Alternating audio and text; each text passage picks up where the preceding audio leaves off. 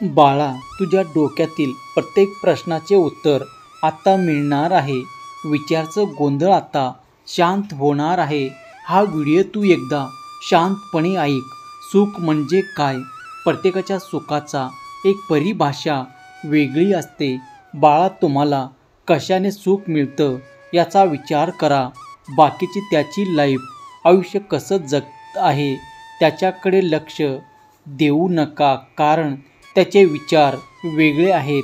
आणि तुम्हाला एखादी गोष्ट करून सुख मिळत असेल तर ते कायम करा, कारण हे तुमचं आयुष्य आहे आणि ते तुम्हालाच पुढे घेऊन जायचं आहे. वय बाळा, जेव्हा वाईट, निगेटिव्ह, नकारात्मक विचार मनामध्ये येतात, कारण अजून तुम्ही त्या व्यक्तीचं ऐकता जे तुम्हाला दुखवतात.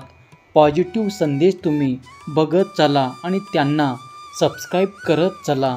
जसा हा संदेश स्वामी भक्तिमय चॅनलला अजूनही सबस्क्राईब केलं नसेल तर लगेच चॅनलला सबस्क्राईब करा आणि कमेंट बॉक्समध्ये श्री स्वामी समर्थ असे टाईप करा. बाळा, स्वतःला कशात न कशात बिझी ठेवा. त्या कामामध्ये जे काम तुम्हाला आवडतं. वेळ निघून चाललेली आहे, वय वाढत चाललेलं आहे. तुम्ही कुठे आहात, काय करत आहात हे स्वतःला एकदा विचारा आणि मग आपला मार्ग निवडा. तुमच्या आयुष्यात तुम्हाला काय करायचे आहे ते बघा. लोक काय करतात त्याचा कसा चाललेला आहे याने तुमच्या आयुष्यात काहीही फरक पडणार नाही. सगळ्याच्या आयुष्यामध्ये अडचणी आहेत, प्रॉब्लेम्स आहेत. ते फक्त आपल्याला दिसत नाहीत. आपल्याला फक्त त्याची चांगली बाजू दिसते. ते तुमचे आयुष्य आहे, तिथे तुम्हालाच तुमचे निर्णय घ्यायचे आहेत. त्यामुळे आनंदी राहा आणि भगवंताचे नामस्मरण करत राहा. सहमत असाल तर वै स्वामी आई असे टाईप करा आणि या व्हिडिओला तुम्ही लाईक करा. आयुष्य आनंदाने जगायचं. आयुष्य म्हणजे काय? काय पुढे जात राहणं तुमच्यासोबत किंवा तुमच्याशिवाय. आता तुम्ही ठरवा, कुठल्या गोष्टींना कुरवळत बसायचं आहे आणि कुठल्या गोष्टी सोडून पुढे जायचे आहे. प्रत्येक दिवस आपल्याला काय शिकवतो, तर प्रत्येक दिवस तुम्हाला लढायला शिकवतो.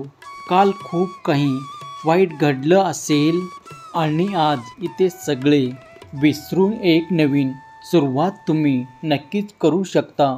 स्वतःवरती विश्वास ठेवा, कारण प्रत्येक दिवस हा सारखा नसतो.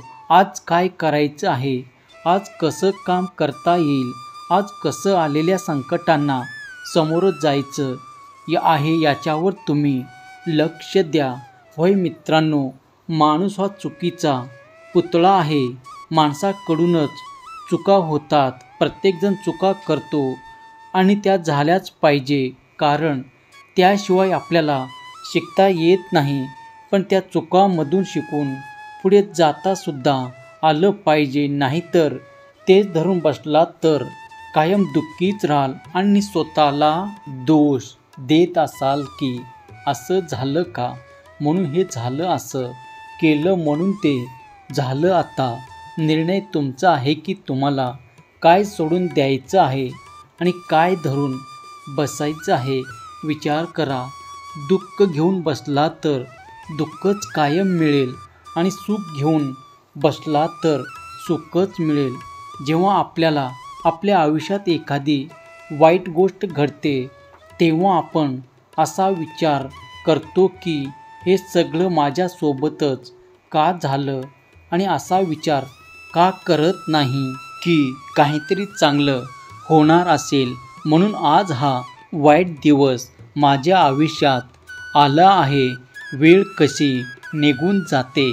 आपण विचार करतो की असं करू का, तसं करू, हे झालं तर काय होईल, जर ते केलं तर काय होईल, आणि याच्यामध्येच अर्धं आयुष्य, अर्धा वेळ निघून जातो. तुम्हाला वाटत असेल की तुमच्याकडे खूप वेळ आहे, पण खरं तर ती एक संधी आहे जे तुम्हाला मिळालेली आहे. वेळेचं सोनं करण्यासाठी आत्ता निर्णय तुमचा आहे. तुम्हाला वेळ कशात घालवायचे आहे, मी हे करू शकेल का, मला हे जमेल का, कोणाचेही ऐकू नका, कारण त्यामुळे तुमच्या मनामध्ये निगेटिव्हिटी वाढत जाते आणि जे कुठे सुरू करणार असता ते पण करत नाही. मला माहीत आहे तुम्ही जे काही करत असाल किंवा करणार असाल त्यामध्ये तुम्ही नक्कीच यशस्वी व्हाल, कारण तुमच्या आवडीचा तुम्ही करणार आणि स्वतःवरती विश्वास असेल, भगवंतावरती विश्वास असेल आणि मेहनत जिद्द कसोटी असेल तर कोणत्याही गोष्टी ह्या व्यर्थ जात नाहीत.